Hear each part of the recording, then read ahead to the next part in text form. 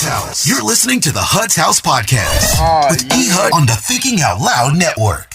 Yo. This is your boy E. Hud. You are officially in the house.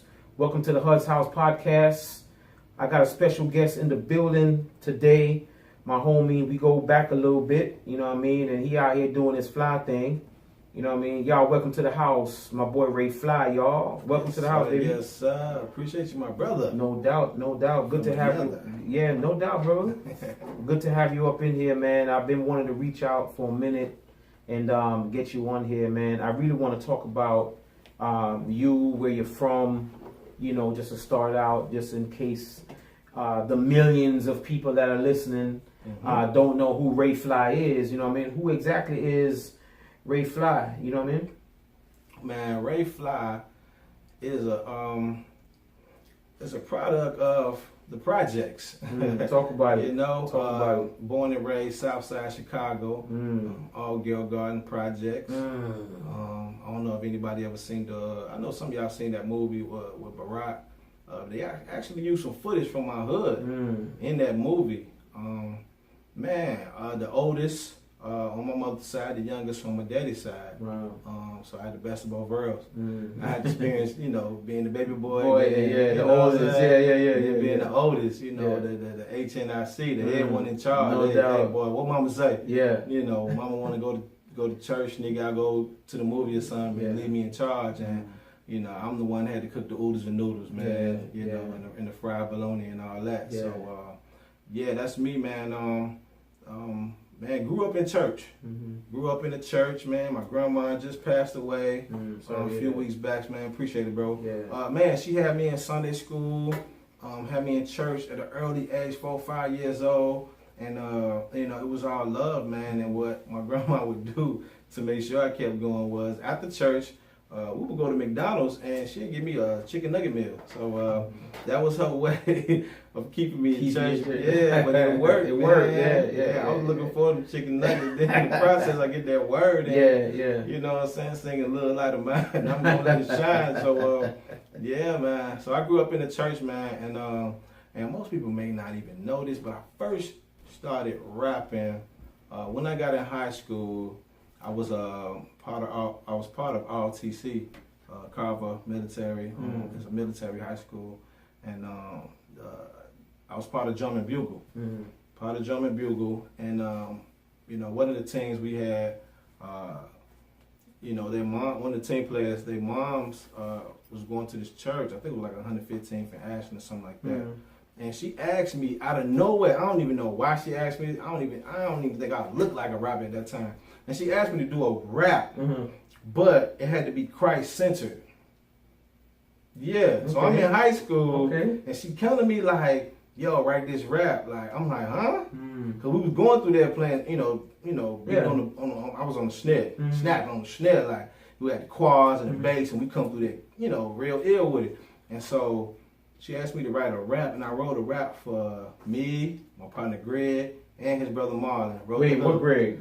Not our Greg. It was Greg. What? It was Greg. Yes.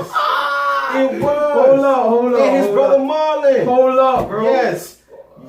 Wow. Go to the barbershop with this. He'll tell you about it. Yo, that's what it was. Yes. Oh, it was G. Wow. Yes, it was G. I can't make this up. He'll tell you everything. He'll tell you everything. I can't make it up, bro. I wrote the whole rap for all of us, came with the hook and everything. And the vibe was like Snoop was popping at that time. So it was all the G thing. So the G thing was the God thing. Yeah. You know I feel you. It was a God thing. So that was my first rap I ever did, bro. I can't make it up. I swear. So we did that, killed it. The church went crazy. So I tried to take it back to my church. That's how they were feeling it. They're like, nah. Yeah. So that kind of discouraged me. But I love the feeling that I got from, you know, being on that stage and stuff, and just the people embracing the music.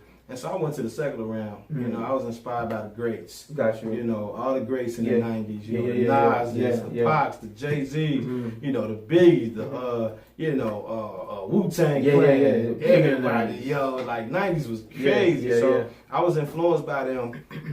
But in, was it 2000 and maybe 2003, I was at this club called E2, and we was up there partying. I just got off work. My homie hit a lick on the dice game, won like 7 stacks. He's like, man, we finna party. I'm like, let's go. You know, I still have my little work clothes on. I was working at the hotel, had my little black, slacks on with the collar and everything. You know, we went out kicking it, and unfortunately, man, 21 people died in this club that I was at due to an altercation. Security told the DJ, he had announced it, everybody ran out. It was like on the 2nd floor. And so on our way, like leaving down, like everybody pushing and shoving. And so we ended up falling on top of each other. And so, 21 people lost their lives, man. And I seen people like down all around me. And I just went back to what I knew, what my grandma taught me. And I called on the Lord. I actually prepared myself for death. And I just accepted Christ, like once again, right then and there. Like, I surrender myself to you. And I say, I want to live for you. If I make it out of here, I'm going to live for you. I promise you that, Lord. You know what I'm saying? So people died all around me, bro. It was like, and then so my homies, they finally got me. I'm down there like 40-something minutes, bro. Couldn't move. I'm in a push-up position. Couldn't move. Kind of bracing myself so I could continue to breathe. It was a young man died like, I don't know, my pressure, it was just the body. He died right in front of me. He was on my left hand side. It was on my left side. He died right in front of me. And so my homies lifted me up and got me out after a while. And as I'm looking, man, it was a woman. She was pregnant, bro, and her stomach was shifted from here like, all the way to the side, bro. Like, tore me up, and I was just like, Lord, woo, thank you, Jesus. You know what I'm saying? Because that could have been me. Wow. And so, I didn't know I was finna just get into gospel. I just left rap alone, period, because I didn't know what direction I was gonna go in. But I know I couldn't keep doing that music that I was doing. You know what I'm saying? It wasn't glorifying Him. And so I just left it alone. I cried like a baby. I cried, I boo-hooed when I made that decision. A lot of people, some people understood, some people hated it because we was making money doing shows and stuff, me and my people. And then, I got married to, my ex-wife at that time. Like, I think it was like maybe a month after that happened. I said, let's do it all out God's way. So you were with her prior to that. Yeah. And this altercation or situation made you kind of switch, the way you were looking at things. Yeah, we was most definitely in love. We, high school sweethearts and all that. So we was most definitely in love. And then, I just said, we might as well do the right thing. You know what I'm saying? Stop shacking. We were living together already, so it was just like we was staying at my mom's crib, living together and everything. So, man, we did a little wedding and everything. We got married, and then I started getting introduced to, the gospel rappers at that time. And Cross Movement was one of them. KJ. KJ was a KJ 52. He was popping real hard at that time. So I had a liking to what they was doing. And I started hearing other cats that was making more of a sound that I like. That, I'm from the project, so I want to hear something like that. So that's how I got into the whole gospel rap thing, bro. Like, E2 changed my life, man. And if y'all wondering how I went down, this on YouTube. You can Google it, E2 Tragedy. And man, it was like real big in our city, bro. It was like super big in our city, like, and that's how I came to, the whole gospel rap, and just been loving it ever since, man. It got its ups and downs, but it does. You had a mixtape. I don't remember the name of the mixtape, but you talked about that YouTube experience. I don't remember what mixtape it was. Yeah, it was. I didn't even have a lot out. I just called it Best Young Rich. Yeah, that's what it was. That's what it was. Yeah. That's Keno. I did the interview with Keno Grill. Wow. Power 92. That's what it was. That's right. And real big in the city. I heard that, and I was like, wow, when you make it out of things like that, and then your life is what it is, you can definitely attach purpose to it. Like, I made it out of that for something. There's a reason. You know what I'm saying? So, we big you up for that. You know what I mean? And making it. I always say, the strongest person in the world is a person that can turn their backs on the world and cling to God. Because everybody is doing You know, Facts. and you know, for you to say, you know what, I'm good on that. Yeah. That takes real strength. You know what I mean? So Yeah. you know, big up for that, man. How many siblings you got? You say you're the oldest on your mother's side. Yeah, it's me, my little brother Kevin, and then my little sister Ranisha. We are 5 years apart. And I got like 6 on my daddy's side. Yeah, heavy. So you literally get the best. Literally. Yeah. Literally. And I was a youngin'. They used to take me in and just love on me, man. And that the reason why I'm saying is because what goes along with that story is my pops was already married with these children when he messed around with my mom's, you know what I'm saying? And even doing that, they didn't feel no type of way towards me. They just always loved me and embraced me. I never felt nothing but love from my family. You know, even my stepmoms, and she passed, both of my pops and my stepmom passed away. Rest in peace to both of them. But she never, it was all love. Right. You know, I was her son. I was her child. Right. And that's like one of the best things that I got like from them, just ultimate love. You know, it was unconditional too. It wasn't, no stipulations to it or nothing. They just loved me regardless of the process. Yeah. They still love me, and I love them to death for it. That's a major blessing, man. That's you know, you're from Chicago. We know the stigma, right or wrong. We know the stigma that comes along with the city of Chicago. Being from there and now looking through the lens of God on situations, you know what I'm saying? What's the issue with Chicago, with the young people, their mindset?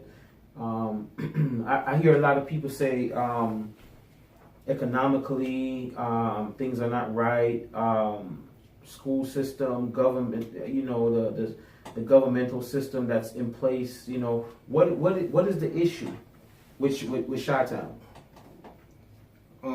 For one, I feel like it's a dark cloud over Chicago. I feel it, when I'm there. All my family there, all my upbringing, my whole being is there.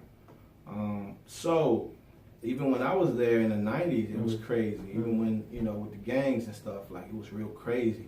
But back then it was organized. Like you would see some gangs like posted up at a park working out. You dig what I'm saying? They had what they call sessions. And you will see them having sessions, working out, doing whatever. And all the gangs started on a positive note. It's just when the drugs came in play, switched it all up. Switched it all up. Because all the gangs started out on a positive note. It was protecting their community. Protecting the community, man.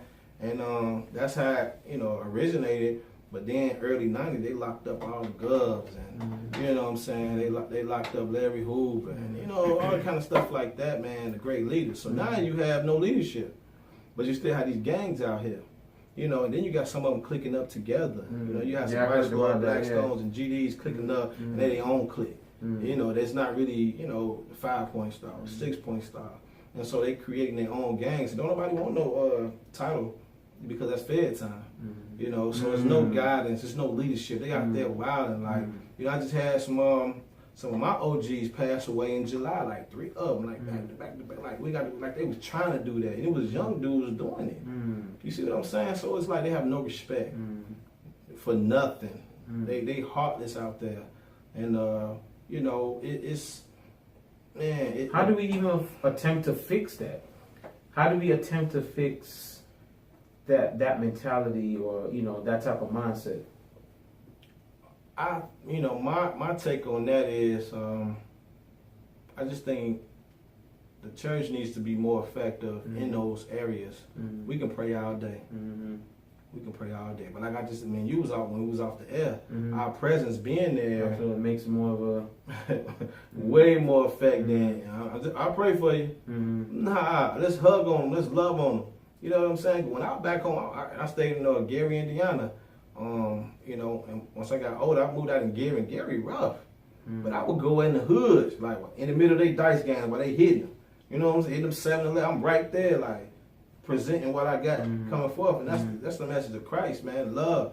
And I get out there with them. They support me to the fullest, bro. Wow. Like that's all we have to do. Not saying that's all, but that's part of the steps we have to do is really get out here and love on these folk, and then present job opportunities for them. That's true. You feel what I'm get saying? them acclimated to doing something else. Because if we say, okay, man, just come to the church. What the church gonna offer me? Cause buddy over there said, if I move this path, you know what I'm saying? I get this. Yeah. You know what I'm saying? Or if I, you know, crack these cards for him, then that's heavy out there, cracking cards and stealing identities and all that kind of stuff to get money from the bank. That's big out there. That's very big right now. It's big very everywhere, big. but it's big out there in the city too. So it's like, okay, well, we all from Christ, but what else we gonna give them? Monetary wise, like as far as their well-being, what we gonna give them? So we gotta present opportunities like that. I feel. To bring them from that place where they at. Absolutely. Because they're going to always go back there. That's their source of income. That's how they living. That's how That's they all they maintaining know. themselves. That's Yeah, all they know. So we got to approach them with a different outlet of financial income as well. And just love on them, man. Just love on these folks because they need it. I go to Indiana once, maybe twice a year. Yeah. I haven't gone this year yet. But we go to Keystone. Okay. Correction facility, the youth detention center out there. Gotcha. And a lot of those kids are like first time offenders. Mm-hmm. A lot of those kids, when we talking to them, well, I'm having a one-on-one, and it's man, I just want to get out of here, man. So what our thing is, before they hit the streets again, we have things in place. Right. You want job training. You want, social skills. You feel like you want to go to a church. So we have relationships with the YMCA and different churches, different organizations. So when they come out, they don't just go back to the block. They going into that. Yeah. So they can be rehabilitated, know how it feels to have a check in your pocket at the end of the week. You know what I mean? Yes. How to, go from something positive to something positive to something positive instead of going from being locked up and go right back to the streets. Yep. You dig what I'm saying? So they used to say, I used to work with this guy from Indiana. He's like, man, it's boring out there, nothing to do or whatever the case may be. But when you look at the stats, it's crazy. Yeah. It's crazy. It's rough out in Indiana. Those Midwestern cities, like Milwaukee and Indiana, places like that. It's Detroit. rough. Detroit. Cleveland, you know what I'm saying? It's rough. It's rough out there. Than that, it's rough out there, man. But I thank God that you got that type of mindset, man, and type of heart to go back. Cause it's easy. It's easier to look at it when you're coming from it. Yeah. You dig what I'm saying? Instead of somebody from the outside looking in that has no clue of what's going on. And like you said, we can't just pray away everything. Yeah, man. So you got to put some things into action. You know what I mean? Yo, I need everybody to go to www.thinkingoutloudnetwork.com, www.thinkingoutloudnetwork.com to hear this episode and others. Or you can follow us on social media at Thinking Out Loud Network. That's Thinking Out Loud Network, or follow the podcast at HUD's House Podcast on Instagram. You dig? So I want to talk about, real quickly, I want to talk about your album. Yes, sir. I Am Fly. Yes, sir. The EP. I like it. And I want to start out asking you, your mindset on some of these songs, like where you was at, thinking what this song means to you and so on and so forth. You know what I'm saying? So I'm just going to throw out the title of the songs. Let's do it. And you just let me know, where you were, what you're thinking, what you're trying to get across. So Mastermind is a beast. Yes. I remember you played it for me. Yes. Before the album dropped. Yes. It's like, yo, what is this? You know what I'm saying? Let me get 16 on Yes. that. You know what I'm saying? Yes. But Mastermind. Man, Mastermind, that was the first one I did after my divorce. Because I was just so messed up during that process. I couldn't write. I just wasn't focused. And I knew I had my focus when I was just like, I started penning and it was flowing. So I was like, okay, I'm gonna just do this. You know what I'm saying? It was flowing. I'm like, I'm finna go. Mastermind was like, I'm finna let them know I still got it. Yeah. I've heard you spitting on that. Yeah. That's true. So Mastermind was kind of letting them know I still got it. You know, I still got these bars and you know, y'all still trying to figure me out. Yeah. Just can't. You don't know what direction I'm finna come in. Like, y'all thinking I'm this way, but no, God placed me on the whole other platform. Then, you know, shoot, I'm gone. Shoot, I'm gone. I love the track, the flow of it, and everything. I think it was a perfect song to kick off the project. You know what I mean? Where were you when you listen to it back? How did you feel when you listened to? Because I know how I feel when I'm hearing it. Where were you? Like, how did you feel when you did the verse, you mixed, mastered, whatever the case, and you playing it back? Where were you? Well, I'm gonna rewind back a little bit. When I was writing it, it was just like I was in the living room penning it. It was like it was going crazy. I had just lost one of my jobs. And I just started penning. I was in the crib just stroking it. And then I was so excited. I'm like, how it was coming together. I was like, oh my goodness, like, yo, this is so dope. I just kept going. So then I got a little pre-production spot in my crib. Okay. So I did pre-production before I went to the main studio. You know what I'm saying? Gotcha. And so when I did it, I was like, oh, Lord. This is the it. quality sound wasn't even there yet. I just seen the potential. Right. I just heard the potential. And when I went to Stag crib, and then, you know, Stag put it where it's supposed to be. You know, the sound sonically, it was like, oh yes. I'm like, it's it. I can tell you were proud of it. It's it. I can tell you. Is this one of your favorites or the favorite on there? One of my favorites. It has to be. It's like, yes, most definitely. That right there was. I wanted to go back into the 90s when I first started rapping. I wanted that flow. You know what I'm saying? I wanted that unfinished, like that Nas flow. That's what I was going for, because you don't really hear that too much nowadays. You don't hear that 90s flow. Some cats doing it, but you don't hear that boom bap rap. And not like that. I was just talking to my man MC Nice in LA. You know, we was talking about that boom bap, that original kick, you know what I'm saying, rap. You know, the trap sound is great, you know, for what it is, for the time that we're in, you know. But, you know, some of us, we like that, you know, that boom bap, that spit, that, you know what I mean? I want some bars. No doubt, man. That's one of my favorites. Also, Bay. Oh yeah. What? Okay, let me tell you about that song. Let me tell you about that. Right. First of all, the hook is crazy. Yes. That hook is crazy. Shout out B Hill. You know. The vibe I get when I hear that is riding down 75, 85. Yeah. Going to like Atlantic Station. Or going to go get something nice to eat with your bae. Yeah. You know what I'm saying? Yeah. But when I heard that, I was like, yo, you've heard rappers say or producers say when they heard a song for the first time, they wish that was their song. Yeah. I wish that was my song.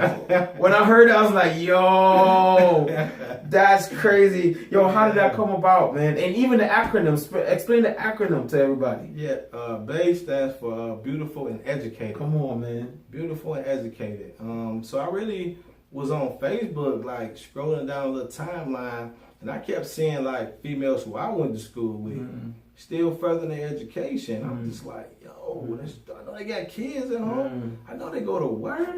You know what I'm saying? They might have a boo at the crib, a husband or something. So they got to take care of all of this and still go to school. Wow. And I just wanted to salute them. You know what I'm saying? Just big them up, like, because that's big. That's a lot of heads. That's a lot on your plate. Yeah. You know what I'm saying? And then you still coming out on top. You know what I'm saying? With your masters, with your bachelors, like. That's the new sexy, bro. Yo, that's the new sexy. That's the new sexy. I'm like, that's babe right there. Beautiful and educated. So I wanted to salute the women and, you know, continue to encourage them. And man, that's really where that came from. It just came from the heart, you know, because the men, we do this, we do that, we hold it down, blah, blah, blah. But what about the women out there that's handling that business out there? And some of them even single. Right. You know, they don't even have that support, but they still furthering their education. Come on, bro. You dig? So it's just like, let's big these women up and show them support and love that they need, because it's not easy at all. So that's where Bay came from, bro. Did you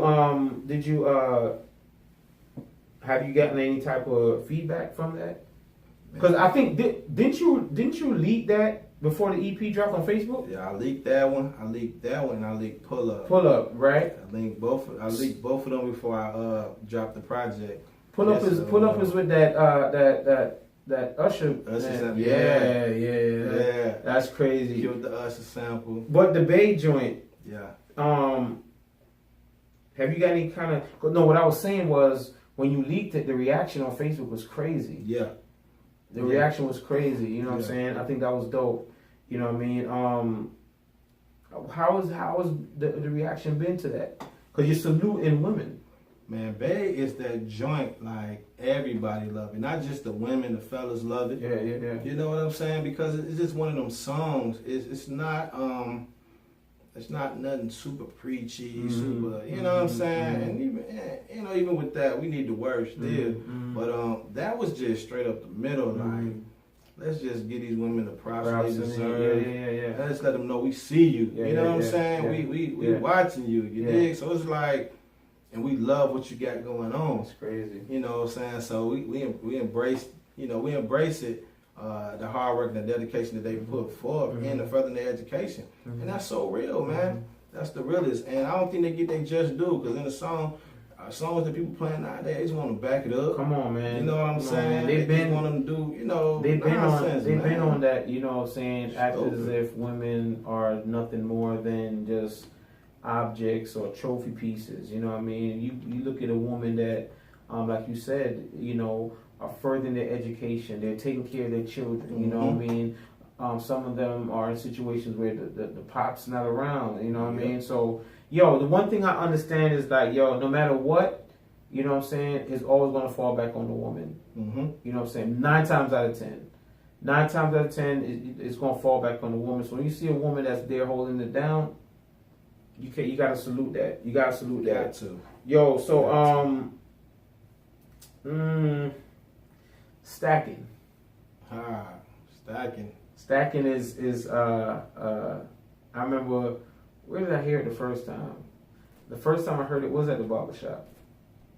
Was it at the barbershop? Yeah. It was at the barbershop. Yeah. They were going crazy. It's like, Ray did it. I said, word? You know, so I was in the chair, like, when you hear this, he's like, this can't be gospel. I said, what? I said, my man. I said, we be out here doing our thing. You know what I mean? And he put that on. And the funny thing is, when he put it on, you pulled up. That was crazy. That was crazy. That was so crazy. That was so crazy. Tell us about stacking, Man, stacking came from a place where, people think stacking, off top money, bread, getting to the bag. But it wasn't even that for me. It was just, analyzing a lot of things that I've been through in life and just seeing how my blessings has been stacking up. We have a tendency to just keep living life and just, it is what it is. But not looking back, like what you went through 5 years ago, 4, 3, 2, even this year, this month, this week, and you made it past it. But at that time, it was the biggest obstacle in your way, and you ain't know how you're gonna deal with it, how you gonna get through it. But then here you go, here come God coming through. There go another blessing right there. I'm gonna remove this from you. You know what I'm saying? I'm gonna remove this burden from you. Hey, there go one right there. You know what I'm saying? An issue you may have dealt with. You don't deal with that no more. But you ain't, you know what I mean? You overlooked it. That's another blessing right there. Stack. That's good. You know what I'm saying? Good. So we stacking up our blessings and we don't even be realizing it, bro. Like, I just be thinking back, because I was homeless once, bro, living in a shelter, bro. Like, I ain't had nothing. Nothing. Had to, and this come from, from back in the day, we was rocking shows. Getting paid for shows, working and doing outreach, and I had businesses and clothing businesses, all kind of stuff, and I lost it all. I ended up in a shelter, but God made a way for me to maneuver out of that situation. You dig what I'm saying? So that's another blessing right there. Boom. You know what I'm saying? Stacking. So that's where stacking came from, and I kind of switched the flow to you know, it was different for me. That was different for me. I never did nothing like, I never hit no flow like that ever. But I tried it and it worked. And you know, it's like a new age flow, and I tried it and it worked. So and I saw you do it live. Yes. I saw you do it live at I think it was at the 47 spot. Yeah, 47 spot. And I saw you do it live, and that thing came on, and that beat hit you in the chest. Yes. You know what I mean? And you doing your thing, and I'm like, you know, sometimes you know we go through things or we do things, and sometimes we want the instant gratification or the instant result. Yeah. But God is stacking, you know, so when you really need it, He could pull one out of the cut and say, "Yo, this is because you were stacking." Yep. You know what I'm saying? Yeah, I love it, man. I love it. There's only two more, you know. And this album really, you know, well, three more, but this album is really like you can press play and forget it. Man, you dig what I'm saying? You could press play and forget it. Facts. I think when I got it, I listened to it like for 3 days straight. You know what I'm saying? Because you know I was in need of something new at the time. You know what I mean? And it was dope. And hard work and dedication. Hard work and dedication. Yeah, I really felt and heard your passion on it. Like you were really trying to look like, yo, you can get there through hard work and dedication. Yes. You dig what I'm saying? Yes. Talk to me about hard work and dedication, fam. We're going to give them this work. Yeah. I love that. We're going to put our hands to the plow. Yeah. And we're going to give them this work. Yeah. And so, you know, that comes from a perspective of just steady grinding, man, and doing the things, you know, doing different things to get different results. You know what I'm saying? We can't keep doing the same thing over and over and expect different results. Now we got to switch up the program and just going hard, man. No matter what's in your path, what you're going through, man, and just keep your mind focused on the ultimate goal, tunnel vision, and just go with it. And it's just like I just made an anthem, man. You know, I really made it for me, somebody could work out to. Try to slim down a bit, but it worked. Yeah, and I just think everybody else reaping the benefits of my workout song for me. But yeah, man, that song, it's just, you know, I'm big on Eric Thomas. You know, his number one joint where he was like, as bad as you want success, it's like as bad as you need to breathe. I don't know if anybody ever heard that story when he get it out to a person who want to be successful. And then he gives a story to where like this guru leading him out to the water, all this kind of stuff. And, you know, he had met the guru the day before. And he just wanted to be successful. Like, man, I want to be successful. So he get out there, he like, man, he think he finna, you know, get some great education, get schooled, you know what I'm saying, on some knowledge. But when he went out there, he was like, the guru just like dumped him in the water, put his head in the water, like he just like, oh, he trying to breathe. That's it. And so the moral to that is, man, you see how bad you wanted to breathe when you was under that water? That's how bad I want you to be successful. That's crazy. You feel me? And so that's where hard work and dedication come from. Because if you put in that hard work and dedication to be successful as bad as you want to breathe, then boy, you're going to get there. And the thing you said about you can't keep doing the same thing and expect a different result. You know what I mean? They say clinically, if you do that, you're clinically diagnosed as crazy. Yeah, you got to be. Result. Yeah. They're saying that you're nuts. Yeah. You know what I mean? What's wrong with you? I think it was a perfect segue out of the project. You know what I'm saying? Mastermind, I think, introduced it perfectly to set the tone. Yeah. You know what I mean? And then hard work and dedication, you know, it solidified it, sealed it. Yeah. You know what I mean? I think it was a dope project, man. Pull Up Again, you talk about, yo, who's B Hill? B Hill, man, that's my partner, man. When I first started doing the gospel rap, I did this song called Survivor, which was my testimony to the E2 tragedy. And I met him at my church back home called Cornerstone with Pastor Greg House. You know what I'm saying? You know, he hold it down. You know, shout out to Pastor Greg House and Pastor Karen. So me and B Hill met. I had performed there when I first got there, told him what I could do. And then everybody went crazy, man. It was like, oh my goodness.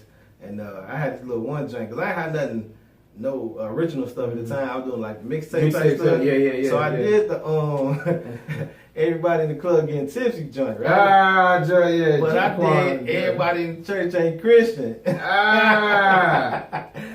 so I was rocking that joint everywhere. They was loving it. And so B Hill heard about it, like everybody was telling him at the church, like, he sing, you know what I'm saying? So we linked up. He heard the song. He was like, oh, this is crazy, bro. Like this crazy, you know what I'm saying? So I said, man, I want to do a song about what I went through at the nightclub. And so B Hill was one of my first collabs. Matter of fact, was my first collab that I did. You know what I'm saying? My first, because the other songs, I hadn't even went to the studio to do them yet. I was just rapping off the beats. So Survivor, I actually went in and recorded. So that was like my first ever song I recorded. You know what I'm saying? Converting over to the to Christ. And so somebody reached out to me from the church like months before I called B, and they was like, man, B trying to get in tune with you. You know what I'm saying? I'm like, that what's up? So I hit him up, and I'm like, we talking, catching up and everything. And I told him I was working on the project, and he was like, man, what you got for me? I said, what? Don't say that. He said, man, send it to me. So I sent it to him, man, and we did these songs from state to state. We wasn't even in the same room or none. Just so he's still in Chicago? Yeah, he's still in Chicago. Wow. And I had the opportunity to perform it when I went back home for my birthday, and me and him performed together. It was so crazy. Really? Yeah. Wow. It was so dope. And what, pull up or Beautiful and Educated? We did pull up. Wow. We did pull up, and I did Green Light. My son Destin. Yeah. I wanted to introduce him to the people. They just knew him from Little Bad But Destin, in the children's ministry. So, now he's older and he's rocking. I wanted them to get a glimpse of what he's coming with. And man, B, man, awesome dude, man, great brother in Christ, man. Solid guy, so talented. We're actually in works of a project together as well. Because when we get together, it's like dope. We always make some dope songs together.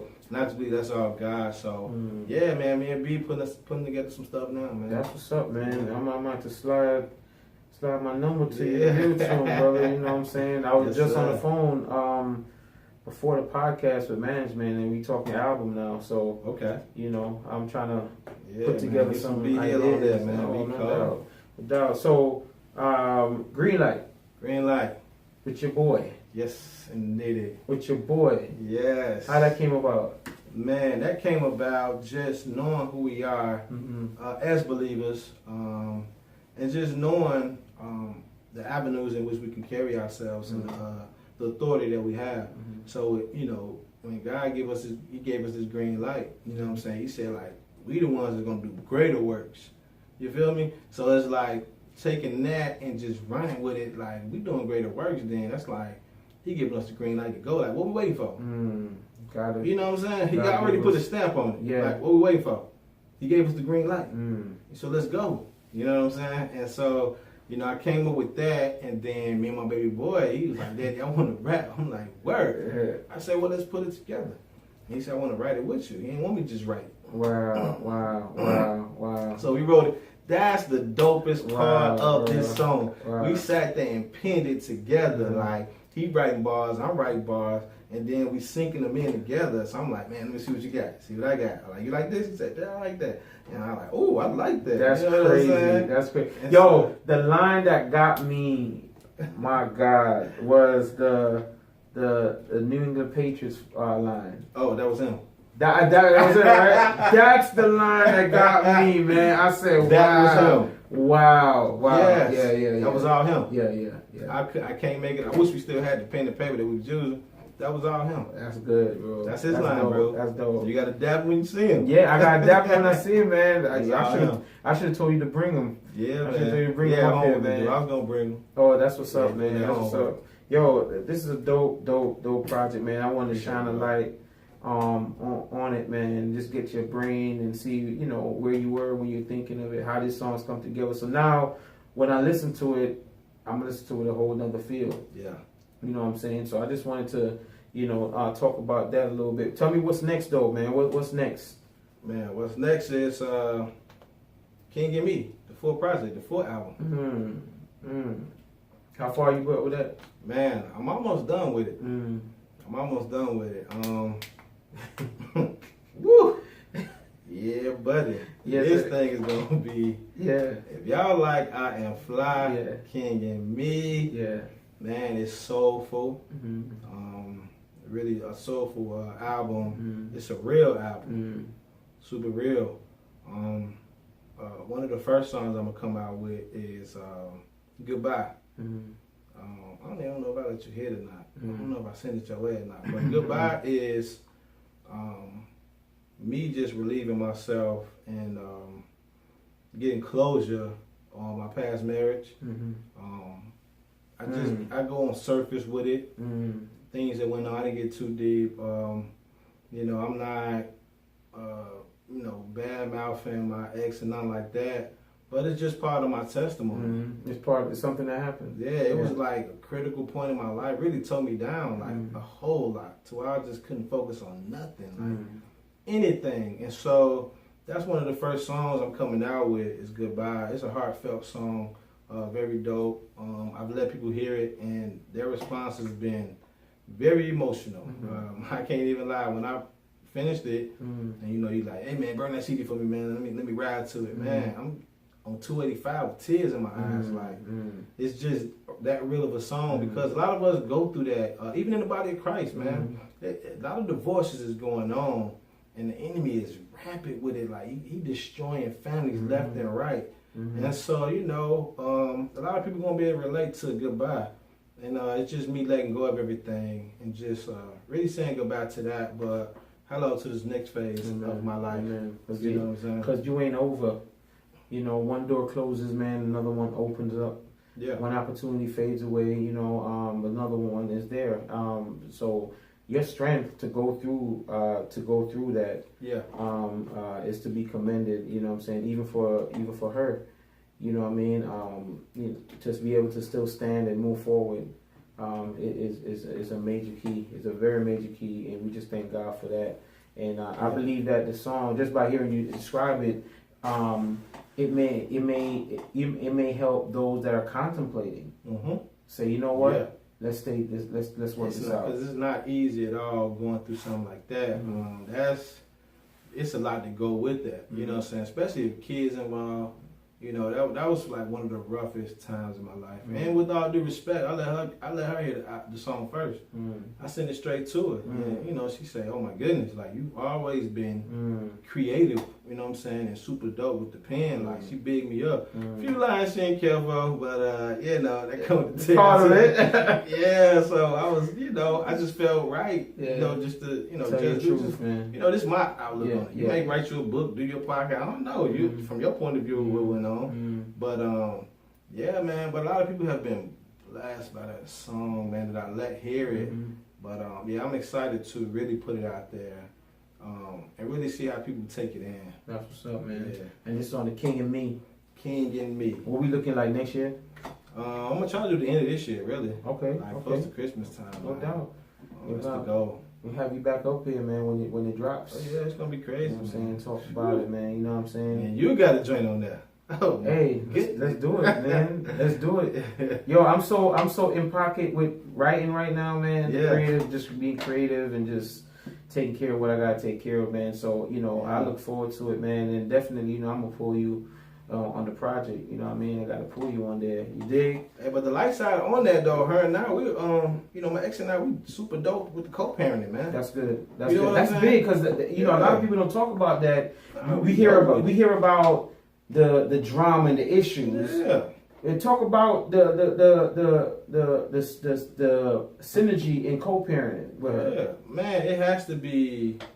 Y'all got to be parallel with it most definitely. You know what I'm saying? So yeah, our kids' foundation has been broken from what we originally, started out. Yeah, and so with that being said, her and I, we try to mend that to the best way that we can, and we still try to orchestrate you know, it's still a family. Even though we apart, it's still family. Absolutely. It's still family. Can't nobody do nothing to her, say nothing to her. What? That's the mother of your children. Yeah, that's my BM, man. I got love for her. She got love for me, you know. She support me, I support her. You know, she's an actress, she does stuff. Wow. She got stuff going on. I post it and everything. Wow. So we stay in line with each other because, you know, these kids smart. They try to play you against each other. Right. You know, No doubt. But Daddy said what Mama said, Yeah. it's like, so we don't want to cook. They ain't finna put us with the okey doke. Like, nah, we ain't going. We ain't going. So, man, we don't want to court, man. It's mad love, man. I don't know who prayed for us, but somebody did. It was at one point we couldn't be in the same room with each other. But now it's, you know, hey, how you doing? You know, it's mad love and mad support from each other, man. And I think that's what, man, that's God right there, man. Because even after this chaos, this is part, you know what I'm saying, of the sun rising again. Like, you know, this is the breakthrough right here. So it's like, even though that happened in the past, we're moving forward in this new direction with love and compassion, you know, for one another and our children. So it's light at the end of the tunnel, y'all. That's big. That's big. That's big for the kids to see. Yeah. You know what I mean? And, you know, that may ease the pressure, even though, okay, mom and dad ain't together, but they're not at each other's throat. Yep. You know what I mean? That could ease the pressure for them. So, I mean, so that's big, man. Salute to the families. Salute to, you know, marriages. Salute to co-parenting. You know what I mean? We touching a little bit of everything here with my boy F.L.Y. Yes, you know what I'm saying? Tell them what the FLY stand for, though. Man, F.L.Y stands for Forever Loving Yahweh. Come on, bro. And we loving on them every day. Come on, man. You know. Ray is forever loving Yahweh. So, yo, you can put your name before F.L.Y. Yeah. You know, and then whoever Anybody you put are. that name before F.L.Y. Yeah, man. Yeah. F.L.Y. F.L.Y, you know what I'm saying? Forever loving Yahweh. Yes, indeed. Yeah, man. Yo, www.thinkingoutloud network is the website. Go and check out this episode and others. We got 12 of them for you. You know what I mean? Check the podcast out on Instagram at Hud's House Podcast. Shouts out to Serena Love. Shouts out to my man Legacy. Shouts out to G Wade and Deacon Dirty. You know what I'm saying? We fam up here. You know what I'm saying? Thinking Out Loud Network is the social media site. All social media, Facebook and Instagram, Twitter, you name it. We on it. You dig what I'm saying? This is your boy E. Hud. You have officially been in the house. Yes, we'll sir. holla. Peace. Holla. Hud's House. You're listening to the Hud's House Podcast with E. Hud on the Thinking Out Loud Network.